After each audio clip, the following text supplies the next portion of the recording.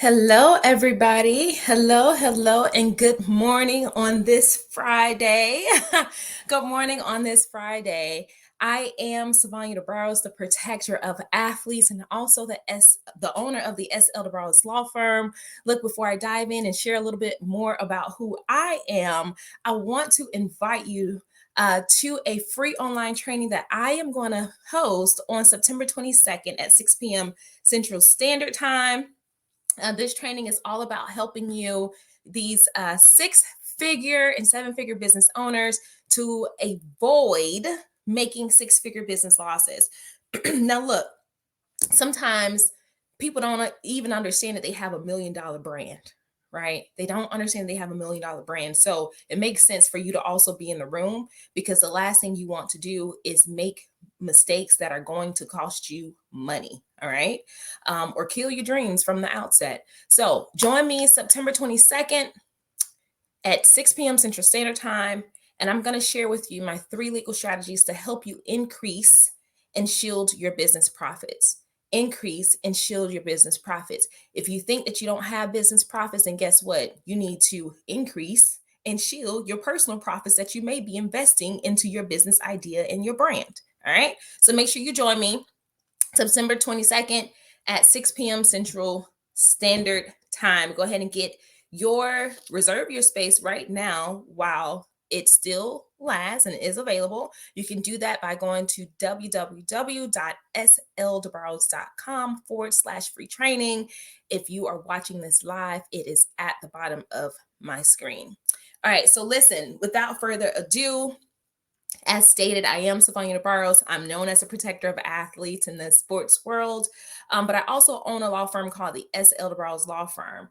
I am the attorney that supports $1 million brands. And so that includes athletes who are in business and business owners, okay?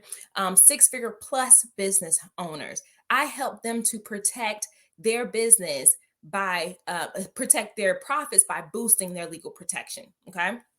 So a little bit about me. I have been quoted for the work that I do, purposeful work as well, guys, in places like CBS, where I was featured for a employment discrimination segment or hair discrimination in the workplace. I've been featured on WGN9 around sports and ABC, same thing around sports. And I've also been quoted in major publications like Forbes, also in a magazine around defamation lawsuits, and a number of places, okay? I've also spoken on tons of podcasts, and I own my own podcast called What Are You Sporting About? So if you haven't checked it out, go ahead and check it out. You can find it on all of the podcast platforms. But what a lot of people don't recognize is that I'm also a trial attorney. I handle cases from the state and federal level, okay? And so what I do is I help my business clients to position themselves in a way where they can either avoid going to court, or if they are named in a lawsuit, then I'm trying to help them find the best route possible to minimize what their liability may be and minimize how much money they are going to pay out of their pockets. But one thing I've realized is that people make, and not just people, but our business owners are making costly mistakes up front that could be minimized, if not anything, altogether extinguished. All right. So today I'm going to share with you 3 trademark mistakes that people make, even those who are generating 6 figures or more in their business or for their brand. Okay. So look, if you are watching me live, go ahead and say hi. Let me know where you're watching from. If you are watching this on the replay, put in the comments replay so I know that you caught this good information so you can start to tighten up how you are operating in your own space. All right. Again, I do want to invite you to my free online training taking place September 22nd at 6 p.m. Central Standard Time. 3 legal strategies to help you increase and shield your business profits. You are going to learn a lot. We're going to talk about a lot. And I'm going to share stories of clients that I've worked with and those who have come to me with certain issues that have generated over multi six figure losses, and how I've also been able to help clients to minimize the loss of their business profits, but also put protection pieces in place so that they don't have to do that again. All right. So yeah, go ahead, join me, get your seat. You can do that at sldebarros.com/free training. Hello, Natalia. Thank you for joining me. Good morning. Hi, Gloria. Thank you for joining me. All right, guys. So, like I said, today I want to share with you three trademark mistakes that people make, and not just people, but our business owners. I started off by saying that there are so many individuals who have $1 million brands and or $1 million brand ideas that do not protect it. And so what it does is it contributes to a six-figure loss. Okay, or it can contribute to a six-figure loss. So I don't have all day to share some of the war stories and all of these things, but I felt that it could be instrumental to help you understand, okay, if I'm operating a business and a brand that, is generating six or multi six, maybe even seven figures, um what have I done, or what am I doing that could contribute to having a six-figure, multi six-figure business profit loss? All right. And then if you are an individual who you're like, well, I'm not generating six figures yet, but you do have a brand, you need to listen to this too, because you don't want to be hit with a lawsuit for infringing someone else's mark that you don't technically own. Okay. And so that could cost you six figures or multi six figures. So before I dive into the three mistakes, I want to just share with you the average cost that it takes to the average cost of trademark litigation. Let's just say that. Okay. And if you are ever named as a defendant in a trademark litigation lawsuit, technically you may be named in a federal lawsuit. Of course, you can file trademarks at the state level.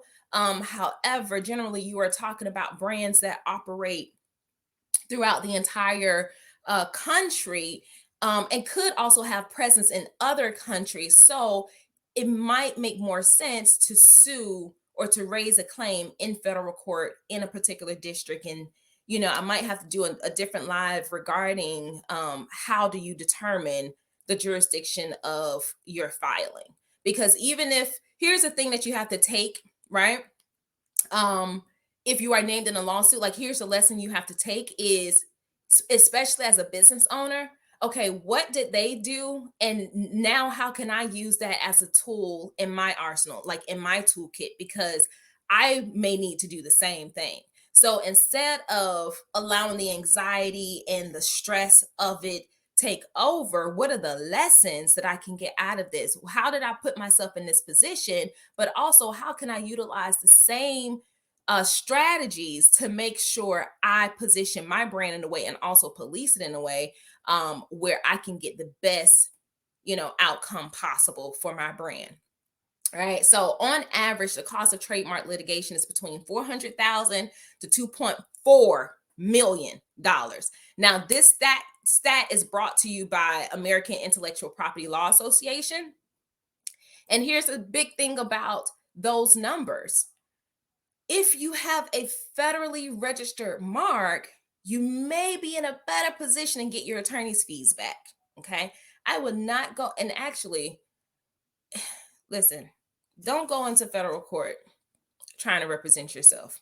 No, no, no, no, no, no. Do not go in federal court trying to represent yourself. It is not going to work, period. Okay. But we're not going to even dive into that. I just want you guys to see the numbers. Okay.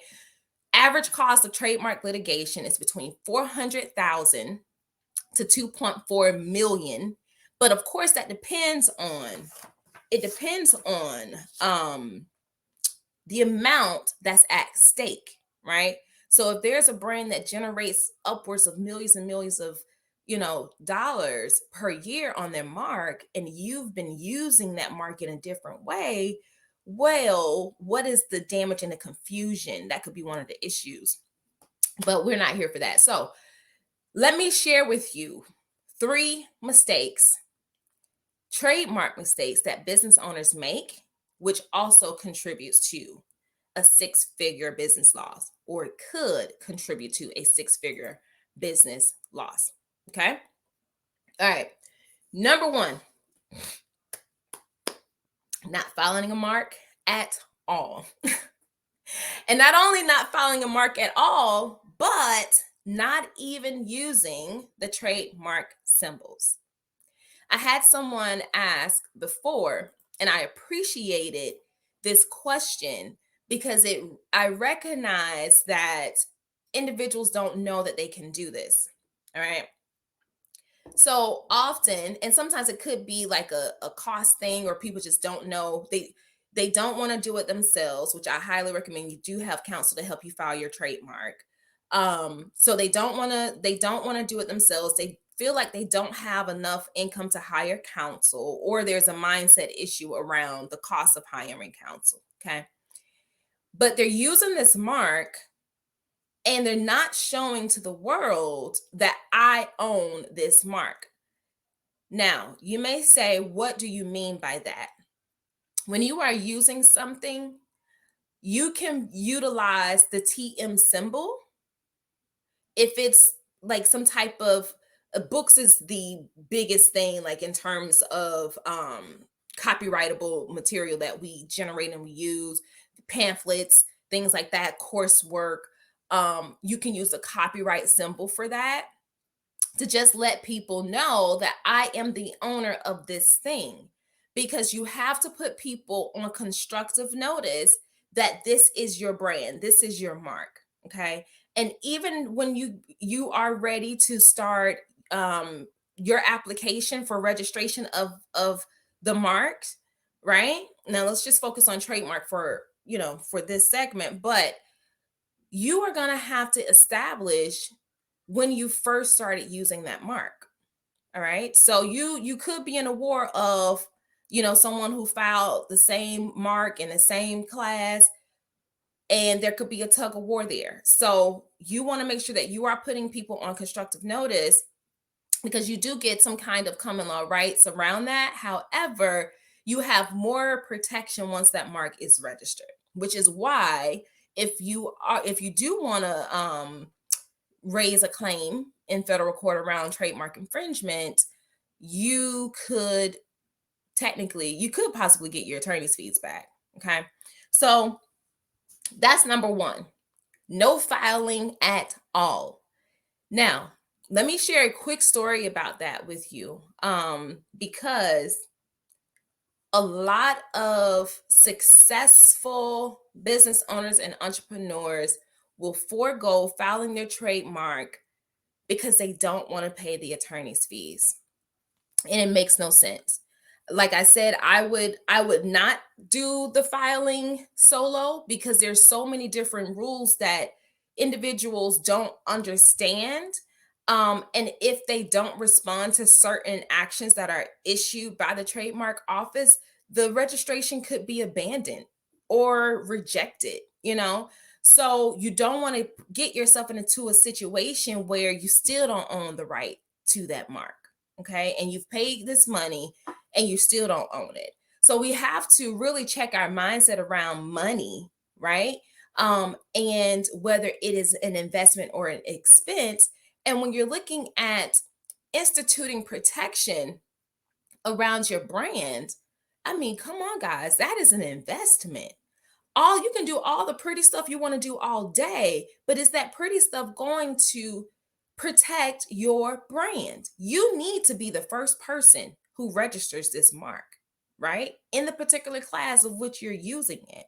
So no filing at all leaves you out there for attack and for other people to take that brand name and to race and beat you to the filing mark, to where they would be in a better position to keep you from using the mark and also ask you for damages. Okay. So that's mistake number 1. Now, mistake number 2, which stems from the first mistake, is that because these businesses and entrepreneurs, these business owners or entrepreneurs don't necessarily want to pay attorney's fees to file their mark for them, what they do is they'll go to these online agencies. And these online agencies, they aren't checking and doing the extra work and clarification around your use of your mark and what particular class it needs to be in.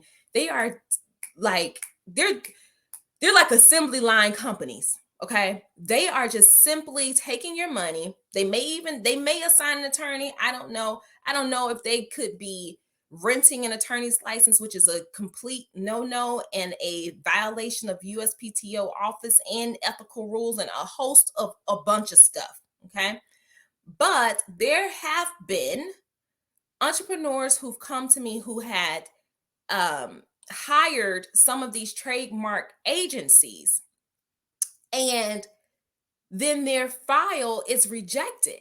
Their trademark file is rejected for, a few reasons, right? Then there's no response. So you've paid money to them. They're not doing anything past just filing your application. They're not checking to see whether the class that has been filed in is the appropriate class based on how you're using it, right?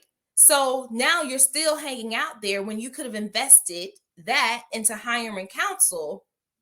Now that mark, you got to start all over.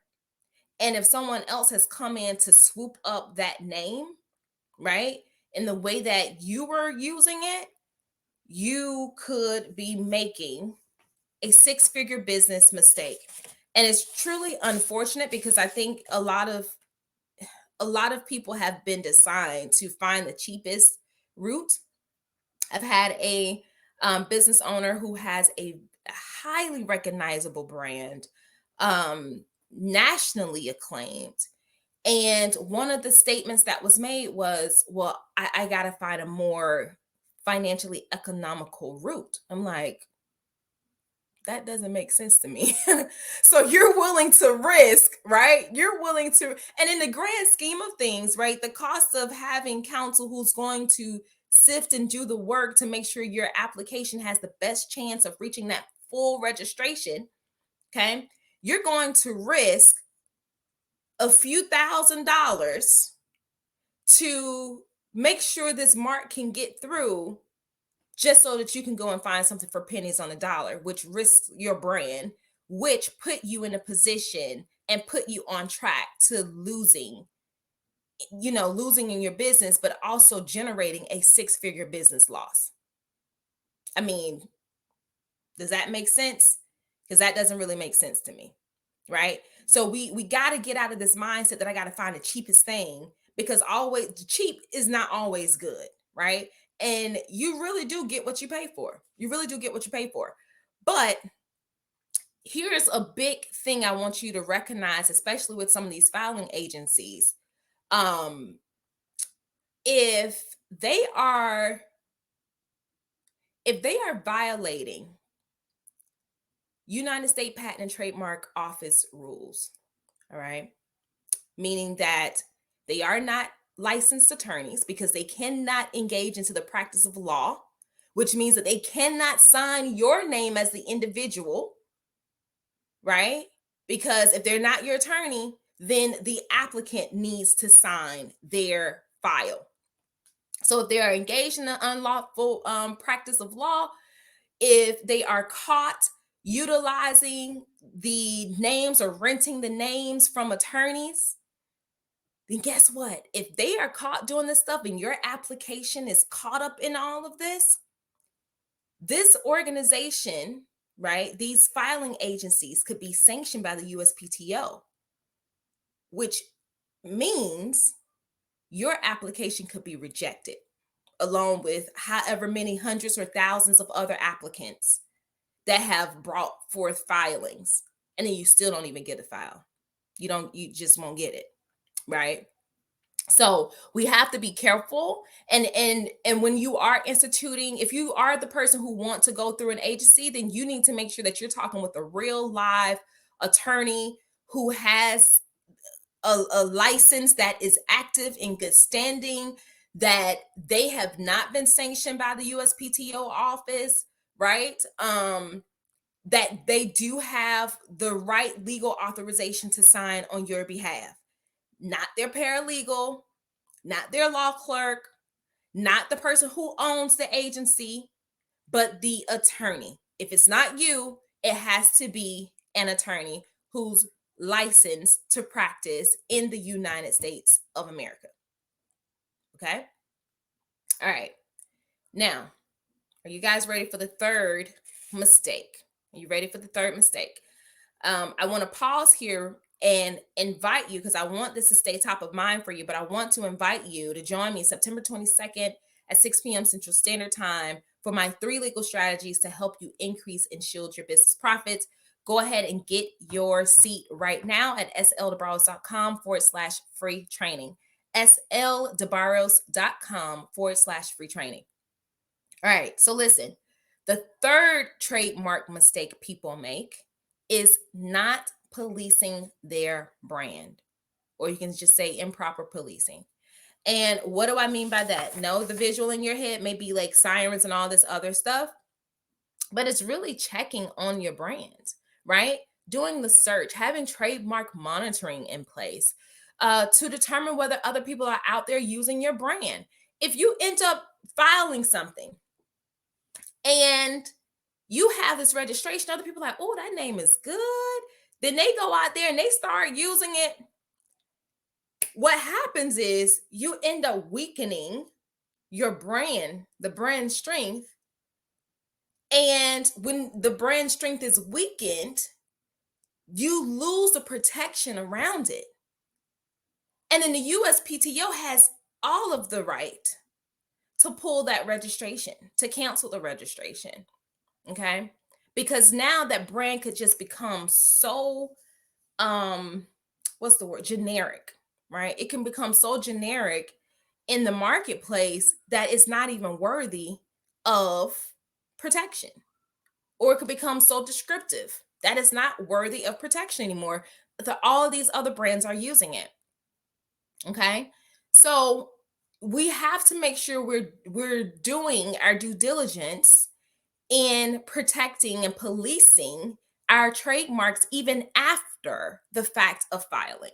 Okay, because this is going to make sure that you keep the brand strength intact, that you have the ability to raise those claims in the event you need to, push another business owner off from using your mark, infringing your mark. And you have every right to do that, and you should do that. And so what does proper policing look like? Like I said, trademark monitoring. We can do that with our firm, at our firm, for our trademark clients, right? But even Googling the business name, like if you Googled your business name, how many other people are out there utilizing it in whatever various forms, right? So if it's necessary, you may need to also have your attorney issue a letter stating that these people cannot use this name, and this is why. And sometimes, in the most extreme cases, would be to file a lawsuit, because some people just don't want to listen, right? But you got to put yourself in a position to win. You can't be afraid to do what needs to be done. And sometimes filing a lawsuit may be the thing that has to be done so that people recognize, I'm not playing about this. And then you also show the USPTO office that I always actively police my brand to make sure that the strength is inherent, right? So that if I need to stop someone else from usurping the rights of my name, I will have the ability to do that. Okay. So those are the 3 mistakes people often make with trademarks. And I'll go back through them. The first one is no filing at all, because they're most likely worried about the cost. But then you have to think about the cost of rebranding. If you don't file and someone else has the name, and then it stops you from even trying to file the mark, how much is it going to cost you to have to rebrand, like, completely, right? So 1, no filing at all. 2, probably taking a less expensive route by going to a filing agency who could be breaking a ton of rules and get your registration, or not your registration, but your application caught up in that, and or sanctioned. And then 3, improper policing. Even if you get through to registration, but you improperly police your mark, it becomes weakened.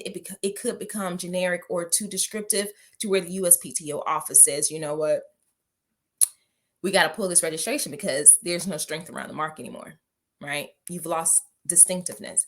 So do not fall into this hole, because this could contribute to a 6-figure business loss. Whether you're being the person, pulled into court for some form of infringement, or having to rebrand because you never filed the trademark or somebody stopped you from using the mark. It's just not even worth it. And then if you lose the strength of your mark by improper policing, you might still have to rebrand. So how much is that going to cost you? You got to be careful. Don't fall into this rut. Do not make these mistakes. And I want to help you to operate from a very heightened standard. So I want to invite you to come to my free online training September 22nd at 6 p.m. Central Standard Time for my 3 legal strategies to help you increase and shield your business profits. Okay.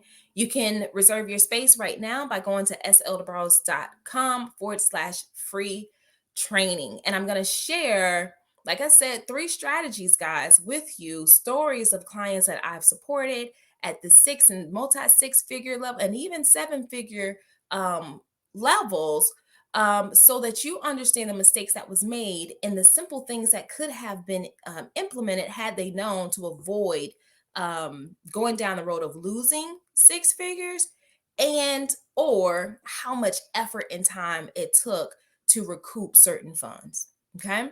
So join me September 22nd at 6 p.m. Central Standard Time. 3 legal strategies to help you increase and shield your business profits. Reserve your space right now at sldebarros.com/free training. And as always, guys, it's a pleasure to talk to you and educate you to your next level. So I'm Sivonnia DeBarros, and I will see you guys later. See you guys later. Ciao.